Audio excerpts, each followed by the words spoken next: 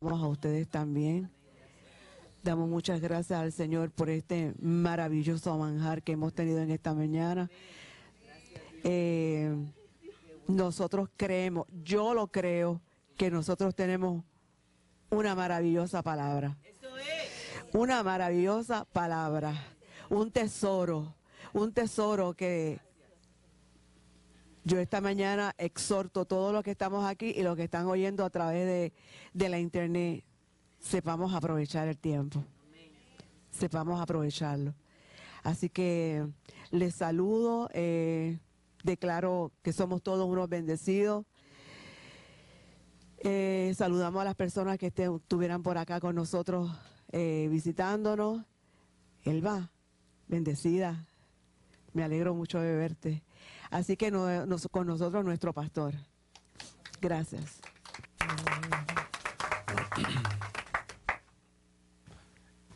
Que se oiga el aplauso.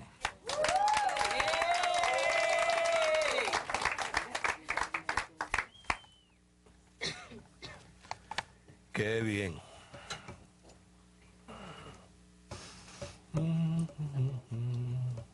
Ok, vamos a buscar ahí en Primera de Pedro.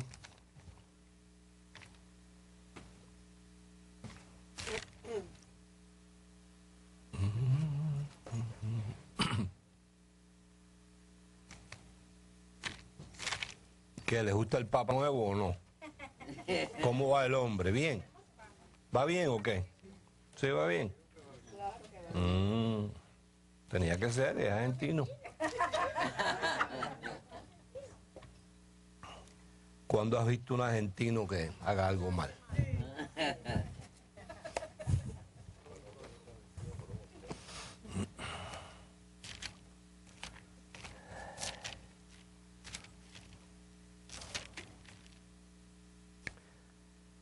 Primera de Pedro, capítulo 1.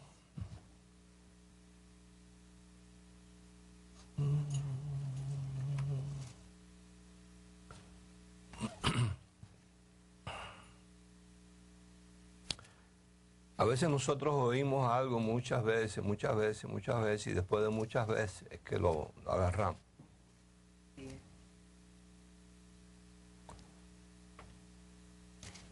Ahí en Primera de Pedro, capítulo 1, verso 18. Dice, sabiendo que fuisteis rescatados de vuestra vana manera de vivir, o de pensar, o estilo de vida, la cual recibimos de nuestros antepasados.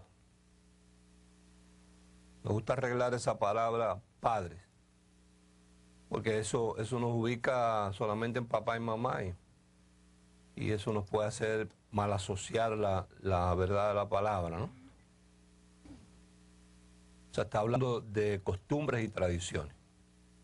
No está hablando precisamente de papá y mamá como tal, de María y José, de Pepe y Berta, ¿no?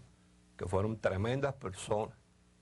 Nos atendieron cuando estábamos enfermos, con catarro, nos hicieron la sopa, nos llevaron a la escuela, ¿verdad que sí? Dejaron de comer muchas veces para que nosotros comiéramos. O sea, no está hablando de eso. Está hablando de costumbres y tradiciones, que ellos a su vez lo recibieron igual. Entonces, dice la palabra que la razón por la cual fuimos rescatados fue esa, para que cambiáramos la forma de pensar, el estilo de vida, la forma de vivir. O sea, en ningún lugar usted va a encontrar que el plan de Dios era salvarnos. Difícil el tema, ¿no? Porque es lo que hemos oído por más de 2000 años a los predicadores evangélicos, el asunto de la salvación y la salvación. Sin embargo, la Biblia no habla de eso.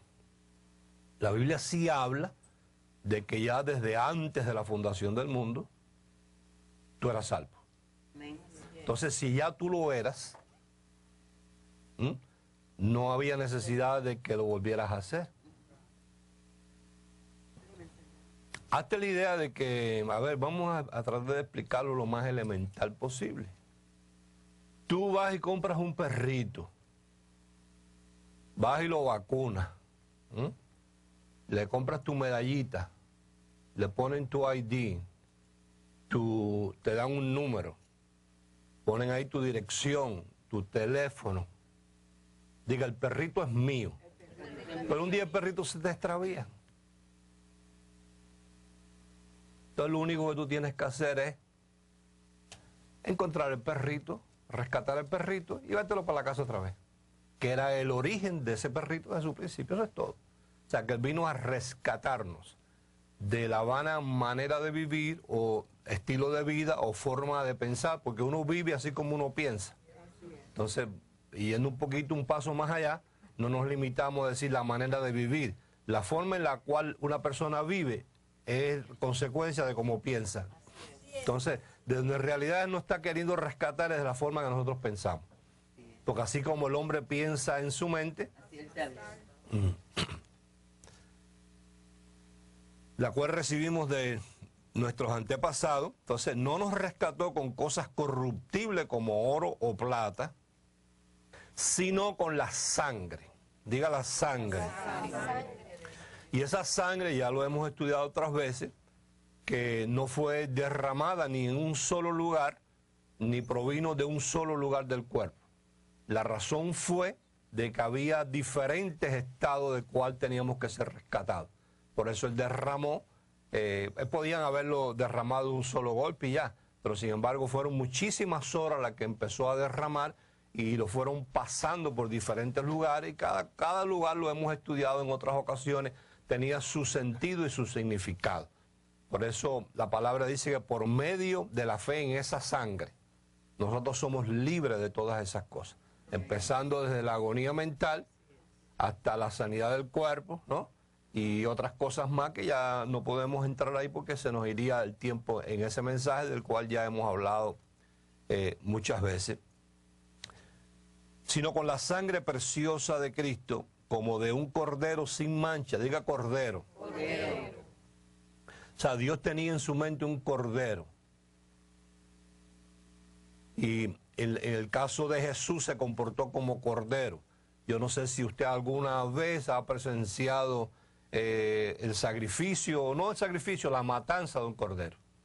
No es lo mismo que cuando matan un chivo, o cuando matan un cochino, o cuando matan una vaca o una ternera. El cordero usted lo está matando y él te está mirando y ni se mueve, ni grita, ni chilla, ni berrea. ¿Alguna vez alguien lo ha visto? Yo lo he visto, yo lo he presenciado como es que lo hacen y el cordero te está mirando como diciendo, bueno, ¿y por qué tú me estás matando? Tiene unas características muy especiales. Diferente al cochino. El cochino, si no le dan la puñalada bien, él sale chillando y corriendo con el cuchillo clavado ahí en el pecho. La vaca igual, el chivo, por favor, esos los berríos se oyen de aquí a una cuadra, pero el cordero no. El cordero usted lo agarra, él se deja que usted lo agarre, usted lo amarra y él se te queda mirando a los ojos. Y tiene una característica, te miras a los ojos. Y ahí usted lo pone en el lugar donde lo va a matar y a desangrar, ya sea la bañadera de una casa, que es donde yo he visto cuando lo han hecho, y ahí él va para la bañadera, se te queda mirando, y ahí le ponen el cuchillo, le pasan el cuchillo por la vena, y él se te queda mirando, y según se va desangrando, se le va yendo la vida, él se te queda mirando como diciendo, pero yo no te he hecho nada. Entonces esa característica es la que usa Dios en Jesús. Cuando en Isaías 53... dice que como cordero fue llevado al matadero y no abrió su boca. Entonces Dios tenía en su mente, y cuando leemos la palabra, tenemos que tener una conciencia de que ahí lo que está escrito no está por gusto. Todo tiene un sentido. Si Dios hubiese ido a escribir muchas cosas por gusto, boberías y sin sentido, hubiéramos tenido necesidad de tener por lo menos 1400 Biblias. Y entre esas palabras que hay ahí, poder buscar qué era lo que tenía sentido y qué era lo que era bobería. Entonces, a mí me llama mucho la atención de que todo lo que está escrito ahí, tiene sentido. Por lo tanto, si tiene sentido, pues nuestro mejor favor a nosotros mismos es prestarle atención, ¿no? Que si Dios habla de cordero, él podía haber dicho, el chivo inmolado o el chivo de Dios, ¿no? El cordero de Dios que quita el pecado del mundo. Entonces, ese cordero dice ahí, y esa sangre, diga, y esa sangre, sin mancha y sin contaminación. Y ya en otras ocasiones hemos también estudiado cómo se produce el nacimiento de Jesús, que no es por obra de varón, ni intervención de varón, sino el verbo, la palabra se hizo carne, y esa palabra fue la que le trajo el arcángel Gabriel a María. Esa palabra se hizo carne en el vientre de María. Pero me interesa que prestemos atención, porque si no entendemos esta parte, nunca vamos a entender lo que es gracia, no vamos a entender a Dios. Y diga conmigo, con Dios todo está bien. Con Dios todo está bien. Con Dios todo está bien, Dios no tiene problemas ni tiene dificultades. Con Jesús todo está bien también. Dios todo está bien, Dios nos regaló a su Hijo, ¿sí o no? Entonces con Él está bien, porque ya después de haber hecho eso no le quedó más nada por hacer. Entonces con Él todo está bien. Con el Señor Jesús todo está bien, porque Él fue ese regalo y Él fue como cordero, no abrió su boca, fue al matadero, todo está bien. Y con el Espíritu Santo menos todavía. Porque el Espíritu Santo, cuando leemos la palabra, nos dice que su carácter, para empezar, es amor, es paciencia, es paz, es gozo, es bondad, es benignidad, es perseverancia. ¿Te das cuenta? Es fe. O sea, que ahí tampoco puede haber problema. Entonces, el problema no está en ellos. El problema no es en ellos, sino es que no dedicamos el tiempo para que se nos revele lo que Dios nos está diciendo en su palabra. Entonces, esto me es importante a mí, yo espero que para ti lo sea. Ya, diga, ya destinado. Desde antes de la fundación del mundo. Quiere decir que antes que el mundo fuera, antes que tú y yo viniéramos al plano tierra, ya Dios había pensado en rescatarnos. Todavía no habíamos hecho nada malito. Todavía papá y mamá no estaban. Y ya Dios sabía de antemano que iba a haber necesidad de que ese perrito que se había ido de la casa, que tenía su tag, tenía su nombre, tenía su ID, tenía simplemente que agarrarlo y volverlo a llevar a su punto de origen, que era la casa de nuestro padre. Pero a mí lo que me llama la atención es que ya eso lo tenía él en mente desde antes de que el mundo fuera. Ya destinado desde antes de la fundación del mundo, pero manifestado en los postreros tiempos por amor de vosotros. Entonces, una vez más, la clave para entender este plan maravilloso de Dios es entender lo destinado desde antes de la fundación del mundo y que eso es manifestado después. Quiere decir que cuando se manifiesta no es que es algo repentino, sino es algo que ya estaba planificado. Entonces voy una vez más a repasar un poquito ahí, que en cuanto a Dios, lo pensado por Dios antes de la fundación del mundo es lo eterno. Es lo decidido. Y eso es lo establecido. Es lo pensado, lo eterno, lo decidido, lo establecido. Cuando eso que Él ha establecido desde antes de la fundación del mundo, Él lo anuncia, se convierte en lo profético.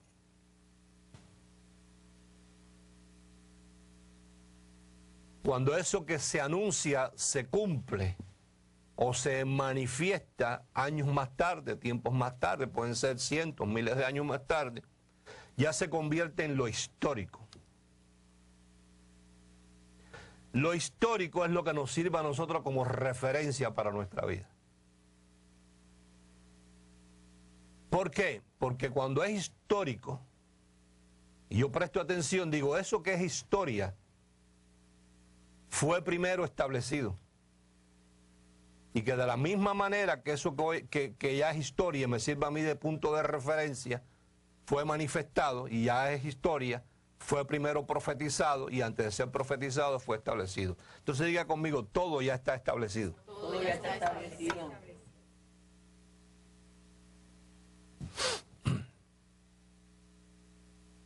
Entonces vuelve a decir conmigo, con Dios todo está bien. Con Dios todo está bien. Dios no tiene problema contigo tampoco.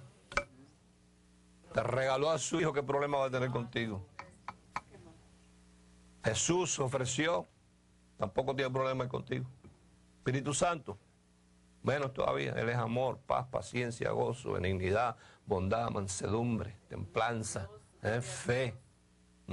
Menos todavía. El problema lo tenemos nosotros con nosotros mismos. Debemos ponernos de acuerdo con nosotros mismos, ¿no? Entonces, yendo a Éxodo 23.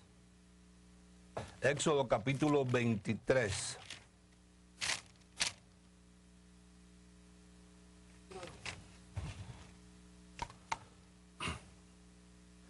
Hoy Dios quiere que aclaremos bien, que tengamos una conciencia muy clara. Y lo hacemos debido a que la semana pasada y estas semanas anteriores hemos estado hablando sobre la Pascua. Que ese cordero destinado antes de la fundación del mundo, Dios tenía una fecha especial para eso. Y a mí eso cada vez que lo menciono me produce rico, me produce sabroso. Y más sabroso cuando Dios le haya placido, pues, compartirlo, por lo menos conmigo y con muchos de nosotros, ¿no? ¿Cuál era esa fecha? Para mí es la fecha más importante en el calendario de Dios, donde Dios iba a rescatar todos aquellos que se habían descarriado, donde iba a derramar la sangre que era el precio de la redención, y él antes de la fundación del mundo, no sé por qué razón, no sé si algún día podrá averiguarlo, que le sea revelado, porque en esa reunión en la eternidad ellos escogieron esa fecha, el 14 de abril, ¿verdad? Pero esa fue la que él escogió, y a mí me gusta saberlo, y me gusta participar, y me gusta, así como ese punto de referencia está ahí, yo también participar en agradecimiento. Entonces hay un error en los evangélicos. Yo pienso que aquí queden pocos evangélicos. Tú no eres, y tú tienes cara. Nada más que cara. Porque el religioso, el evangélico, yo espero que tú no piensas que hacer agradecimiento a Dios es venir los domingos a reunirse. Eso no es agradecimiento. Porque tú lo que vienes es a gastar aire acondicionado, sentarte en una silla ahí y a ser instruido por tu propio bien. Entonces eso no es agradecimiento. Entonces hay otra forma en la cual Dios dice que nosotros podemos, por ejemplo, si nosotros viéramos qué es lo que más a Él le interesa, y yo ubico qué es lo que más a Él le interesa, entonces yo digo, yo voy a disponer de mi tiempo y de lo mío para que eso que es lo más que Él ama y le interesa, se produzca y siga adelante. Eso es forma de agradecer, ¿verdad? Entonces para mí esa ofrenda de ese cordero de la Pascua yo lo hago con mucho gozo. Lo hago con mucha alegría porque me da, la oportunidad de agradecer. De agradecer, gloria a Dios. Malo es que yo buscara cómo agradecerle y no encontrara. No, pastor, cantándole, no. No, si cuando tú le cantas o le cantabas a Armando Manzanero.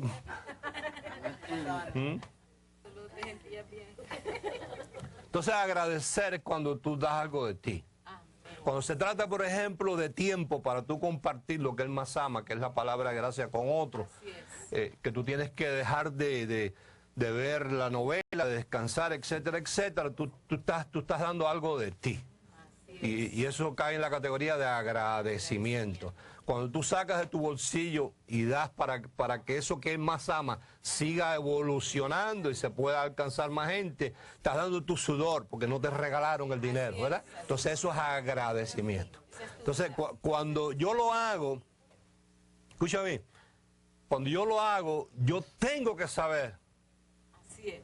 qué sucede cuando yo hago eso, para yo saber qué esperar.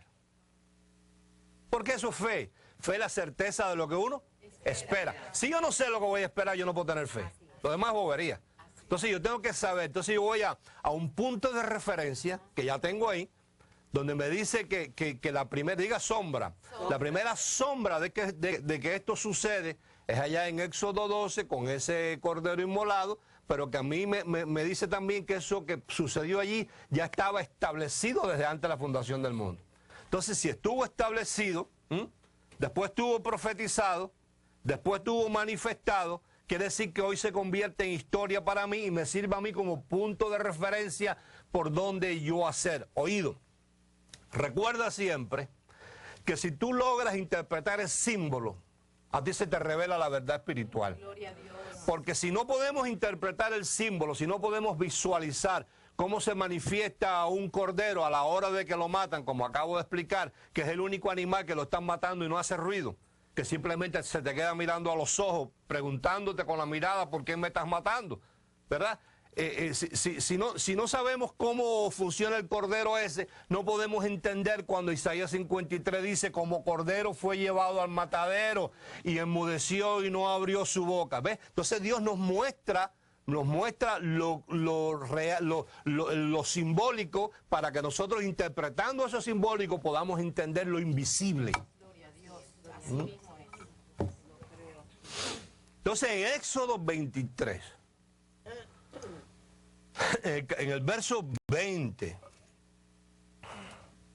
después de celebrada esa Pascua, que años más tarde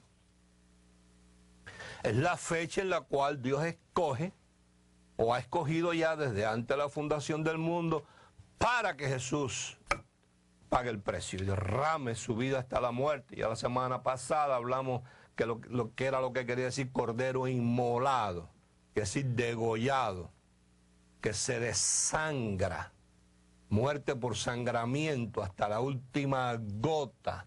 Y vimos ahí, y como lo dice la palabra, que la confirmación de que había derramado su vida y la vida en la sangre está hasta la muerte, fue cuando el soldado lo atravesó con la lanza, botó sangre y después, indicando que no le había quedado ni una sola gota por derramar. O sea, que derramó su vida totalmente hasta la muerte. Entonces yo quiero saber, yo quiero que tú salgas hoy de aquí, no con la conciencia de que tú diste un dinero, sino qué sucede. Dios lo que quiere que nosotros sepamos es qué sucede, qué esperar cuando eso pase, cuando eso hacemos. Dice lo primero que dice, aquí yo envío mi ángel. La palabra ángel en letra mayúscula indica el mismo. Delante de ti. Mi conciencia está clara que yo antes de llegar a una situación ya Dios estuvo allí. Digan, mi futuro es el pasado de Dios. Entiéndalo así. Así es. Mi futuro es el pasado de Dios. Quiere decir que cuando yo llegue mañana a la situación que voy a llegar, algunas que conozco, otras que no conozco, ya Él estuvo ahí. Eso es lo que dice ahí. Así es. Y aquí yo envío mi ángel delante de ti para que te guarde en el camino y te introduzca en el lugar que yo he preparado. Quiere decir que en el lugar donde nosotros vamos a ir de la mano de la unción, de la mano del ángel, es un lugar preparado por Dios para mí. O sea, Él me saca y me introduce. Él no me deja en el aire, no me deja en el desierto. Él me saca de Egipto y me entra a la tierra prometida. Si yo me pongo a dar vueltas y a pelear con el ángel en el camino, quedo postrado en el desierto, como a mucha gente que llevan 40 años dando vueltas en el mismo lugar y no acaban de enderezar la vida. Recuerda que la gran mentira, debíamos escribir un libro, alguien que lo escriba, no yo. Ya he escrito demasiado, que se llama La Gran Mentira.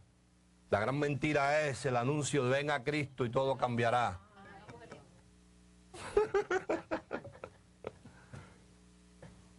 hay que dejar de rodar, hay que decidirse, hay que tomar el asunto en serio. Tomarlo en serio y decidirse si yo, esto es lo que yo voy a hacer. Así es la cosa. Entonces, la semana pasada vimos un caso ahí en el libro de los Jueces. Vamos una vez más allí y rapidito para compartir algo. Yo pienso que te va a ayudar. Yo pienso que te ayude porque anoche me quitó el sueño. Por poco no vengo hoy. De tan soñoliento que estoy.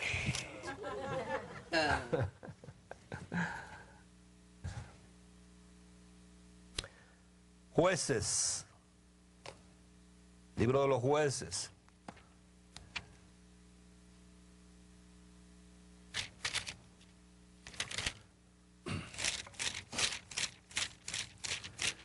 Y a lo mejor te los parafraseo para adelantar, para que no me robe yo mismo el tiempo. Jueces capítulo 6.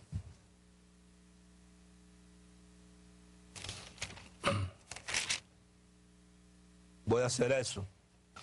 Te lo parafraseo, en otras palabras, te lo explico sin ir versículo por versículo para adelantar y que no me robe yo mismo el tiempo de lo otro que tengo aquí. Jueces capítulo 6. Hay un personaje llamado Gedeón.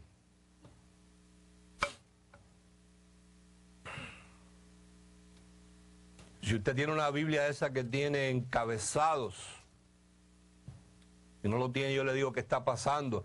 Es la cuarta apostasía del pueblo de Israel. Esto que vamos a leer, voy a leerte unos 2 o 3 versículos, estaba aconteciendo debido a la apostasía del pueblo de Israel. O sea, se habían apartado de Dios. La cuarta vez.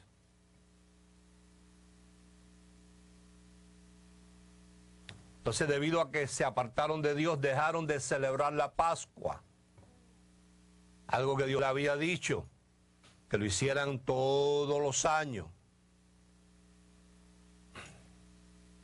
Y a causa de esto, dice que los pueblos vecinos, los enemigos de ellos, entre ellos los madianitas, venían y les robaban la siembra, la comida. Y fue tanto que ellos empezaron a vivir en cuevas y en cavernas, asustados, temerosos. Y en el verso 6 dice, de este modo empobrecía Israel. La causa era la apostasía.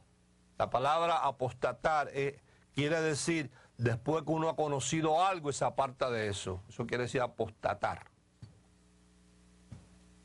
Alejarse de algo que ya uno ha conocido. Aquel que ha conocido gracia y se aparta por poder ser popular entre los demás predicadores, porque los demás también le tocan el hombro, por poder participar en las reuniones de predicadores y pastores, porque no lo miren por arriba del hombro, porque no lo rechacen, porque lo dejen hablar en la radio, porque lo inviten aquí, lo inviten allá, y se aparta, está apostatando de la gracia. De esos hay varios.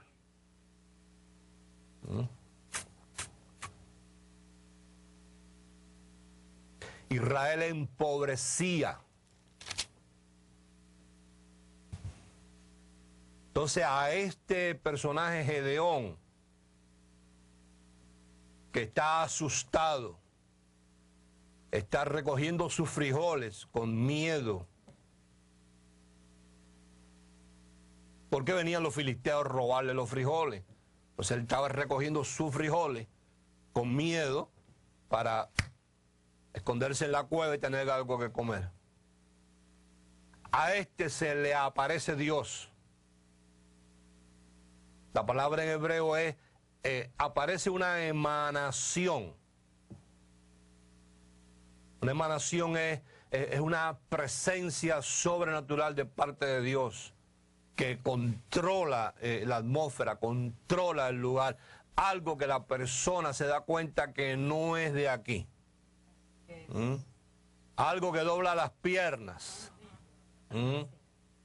Algo que si te vas a caer no hace falta que te agarren. Porque aquel que te tumba te agarra y te aguanta. No hace falta decirle, aguántamelo ahí que voy a ponerle las manos. No, no, no. En las ocasiones que pasa. Pero la persona definitivamente sabe que algo sobrenatural está sucediendo. Y este personaje le dice a Gedeón, ustedes han empobrecido. Les voy a recordar, oído, como punto de referencia, que una vez Israel estuvo 430 años esclavos en Egipto. Eran esclavos, morían allí como perros, cada día tenían más carga, pero hubo algo que los hizo libres para siempre. Y los sacó de pobreza y salieron de aquel lugar llamado Egipto con grandes tesoros, porque eso que ustedes hicieron, diga, provocó. Que salieran con grandes tesoros. Tanto es así que dice la palabra que despojaron a los egipcios. Oído, y los egipcios no supieron ni cómo pasó. Simplemente los egipcios, según iban pasando los israelitas, los llamaban, les decían, toma, toma, llévate este oro. Toma, toma, llévate esta plata. Y después que pasó todo eso, que despojaron, la Biblia dice despojaron, fue que se dieron cuenta después que los israelitas se habían ido, que habían sido despojados. Mientras tanto, oído, la emanación turbó a esa gente. Maravilloso. Para que hicieran lo que ellos no estaban queriendo hacer.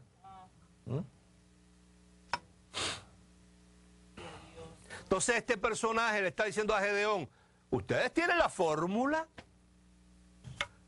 ustedes saben cómo hacerlo. Esta pobreza que ustedes tienen y estos enemigos filisteos que ustedes tienen no son comparables como los 430 años que estaban en Egipto. Yo les di la fórmula cómo salir de ahí. ¿Por qué no lo han vuelto a hacer? Llevaban ya muchos años sin celebrar Pascua. Oído, se trata, oído, de que cuando disponemos el agradecimiento, ya sea en tiempo, como sea ya sea en finanza, oído, lo que estamos es activando lo establecido. Gloria a Dios. Porque ya ese cordero estaba destinado desde antes de la fundación del mundo. Entonces Gedeón se da cuenta. Y es donde él reclama y dice, si Dios estuviera con nosotros, no nos estaría pasando. Entonces diga conmigo, con Dios todo está bien. Con Dios todo está bien. Hoy en día con Dios todo está bien. En aquel momento con Gedeón, con Dios todo estaba bien. Sin embargo, habían ellos dejado de hacer lo que activaba las cosas que pertenecen a la vida. ¿Oído? Lo de la piedad tú no necesitas hacer nada. Nada, ya lo hicieron. ¿Sabes? En el caso espiritual, tú no necesitas hacer nada. Eso ya está ahí. Es el misterio de la piedad. Que es la redención, que es la salvación, que es la justicia, que es la reconciliación, que es la glorificación, que es la justificación. Todas esas cosas. Eso está ahí. Pero lo que pertenece a la vida es diferente. Te voy a poner un ejemplo. Dentro del sacrificio de Jesús hay provisión para la salud, ¿sí o no? Ah, pero eso no es como la salvación. Eso no pertenece a la piedad, eso pertenece a la vida, porque tu salud es corporal. Ahora, Jesús murió por nosotros para que tuviéramos salud, para que Él llevó nuestras enfermedades, nuestros dolores sobre su cuerpo. Ahora usted haga una dieta desordenada. Usted coma cantidad de chicharrón y carne de puerco y pan y azúcar y helado y café y más azúcar y más café negro y más Coca-Cola y más Burger King y más esto y más lo otro. Y usted verá que no vale el sacrificio de Jesús. Usted se va a enfermar. Así es. ¿Viste? Ahora, si dentro de eso que Él produjo para nosotros, uno dice, yo voy a ser prudente, voy a ser inteligente por amor a mí mismo, voy a coserme la boca por lo menos a la mitad y voy a averiguar qué me hace daño a la salud y qué es nutritivo para mí, porque no se trata de comer, se trata de nutrirse. Y usted empieza a hacerlo. Bueno, usted está activando con eso lo otro. O sea, activa la salud. Entonces ahí está Gedeón en su pugilato, nervioso, y Dios le dice, mira Gedeón, varón esforzado y valiente. Entonces, claro, el mismo Gedeón se sorprende, porque no se da cuenta que el personaje no le está hablando por el presente, sino por algo que ya estaba establecido. Amén, gloria a Dios. ¿Qué había establecido Dios para él? Que él era un varón esforzado y valiente, que en ese momento estaba pasando por un momento difícil, pero que tan pronto él volviera a activar, él volvía y se convertía en un varón esforzado y valiente. Entonces Gedeón cae cuando él le dice, recuerden lo que hicieron en Egipto. ¿Te acuerdas, Gedeón? Bueno, ¿qué fue lo que nos sacó a nosotros? Diga, sacó. Sacó. Éxodo, salida. Ah, ahora me recuerdo. Papá me lo contó, mi abuelo me lo contó, y hasta hace unos años estuvimos haciéndolo todos los años, el día 14 de abril. Fue la celebración de la Pascua. Espérate ahí, que vengo ahora. Voy a ir a buscarte una ofrenda para activar lo que está establecido. Y Dios le dice, yo te espero.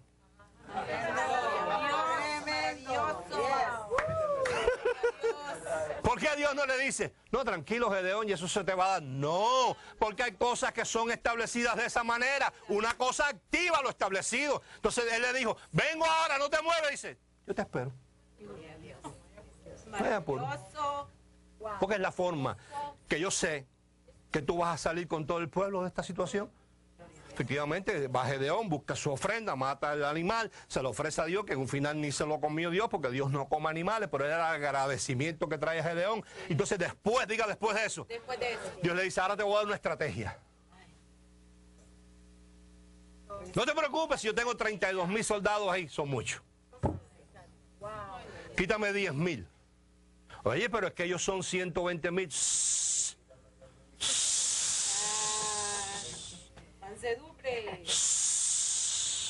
No, que yo hago, tú verás que activa. Si tú activas, oído, no es que yo me voy a ocupar, sino que se va a manifestar lo establecido. Bueno, me quedo por lo menos, entonces me quitaste 10, me quedan 22, con eso yo resuelvo. Too many. Yo lo que ando buscando es que en la boca de ustedes y de los demás y de los filisteos esté mi nombre. Entonces, si lo haces tú, van a decir, oye, Gedeón, qué bárbaro. El Dios de Gedeón. ¡Qué bueno! Bueno, entonces nos quedamos con estos 22. No. Y le da una estrategia allí, le da una fórmula, llévalos a tomar agua y el que se comporte de esta y tal manera, ese es, y el que no, ese no es. Y Gedeón dijo, bueno, pues vamos a ver, y llevó a la gente, hizo lo que Dios le dijo, cuando miró dijo, conté 300, esos son los que se van. Esos son los que se quedan.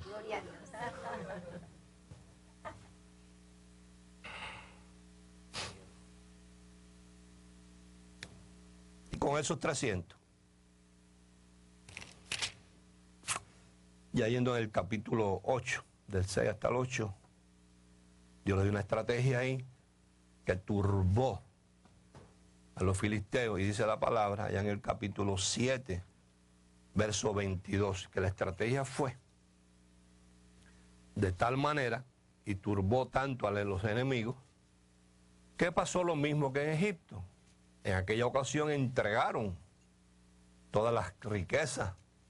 En esta ocasión, de alguna forma, ahí no dice cómo, pero Dios turbó de tal manera, dice la palabra,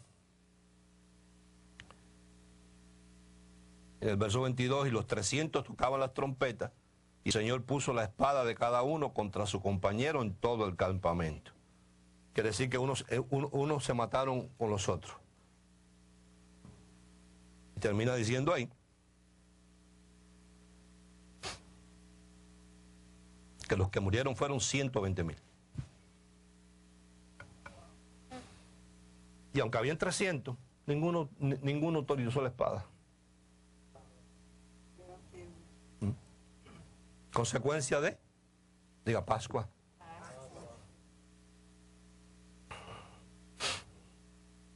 Pascua. Josué capítulo 5.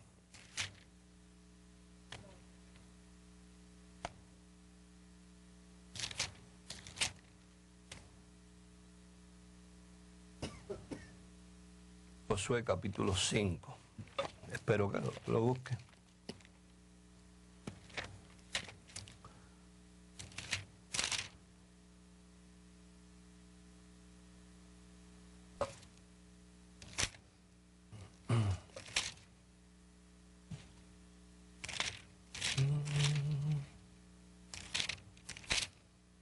No hay un Dios tan grande como tú. No, no hay. No, no hay. No hay un Dios tan grande como tú.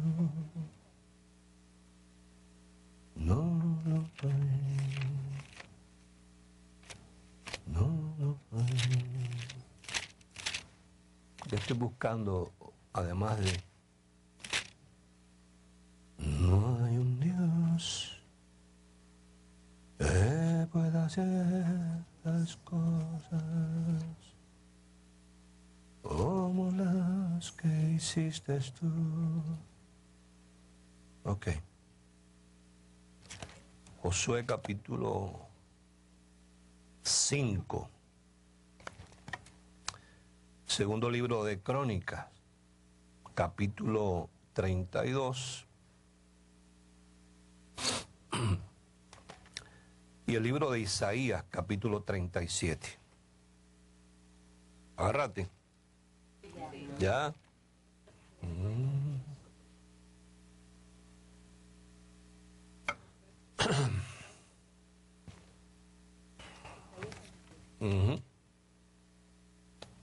Ok, vamos a Josué primero, capítulo 5. Capítulo 5,